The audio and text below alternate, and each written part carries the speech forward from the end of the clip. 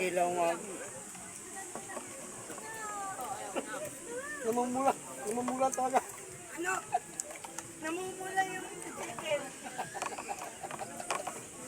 Sabi nga ni masarap daw pag dugo-dugo.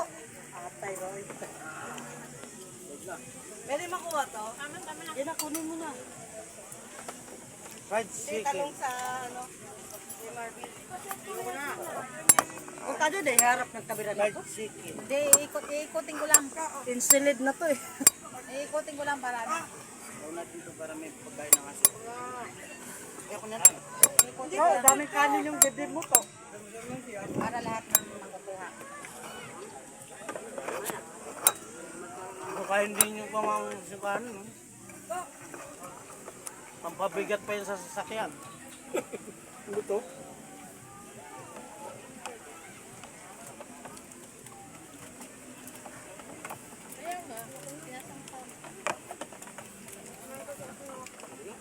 Pati bang masyatag? Ito ah. Dami, lagi na po.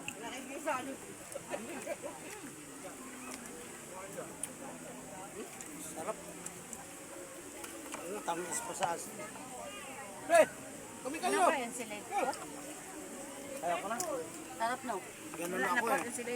Umiiwas ako sa kanin marami. Ulam lang ako. Thank you po. Alak, unlimited. Yun. Maganda rin. Oh, saan dyan?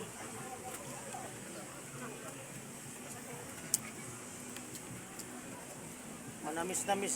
Ay, medyo hilaw pa yung bangus pero sarap eh. Sunod, Ba't nilaw nyo? May pa rin bayron tayo. Paano na nga sa amin eh. Ba't nilaw nyo yung ano? Nga eh. Doon naman pwede tayo sa ilog. Yun nga, kaso nga ito ang problema ko eh. Wala siyang dalawang araw kasi. Pwede kami hahabol.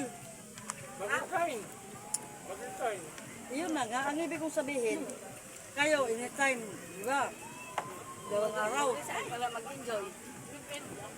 Tama yun. Tama. Listen, Hindi ka makapag-enjoy kung hindi ka mag-ano. yun na nga eh. Baka na lang ano no? Ano na yan? Ibig sabihin yan, papahigh tide na yan. Malakas na yung halo. Ano na yan, pataas ng tubig na naman pag lumaalon. Ano, tama yung sabi ko, alauna ay alas 12 hanggang alas 2, pa-high tide yan. Siya nga yung number 1 ng sabi sa'yo, ninang na raw. Yan, lalalim na naman yan. Lalalim na naman yan. Malakas na ang alon eh. Pa-high tide Alon na malaki naman. pala. Nagiging real na yung alon. Malinis yung kamay ko ah.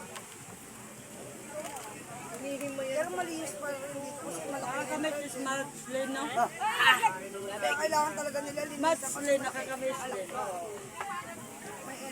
Siya yung pinahid natin 20. Hindi, kaya ang swerte ng... 300. Hindi, ang swerte ng ano nito, ng may-ari nito, yung kumikita dito.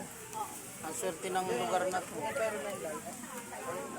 Pwede tayo maligo. Ito.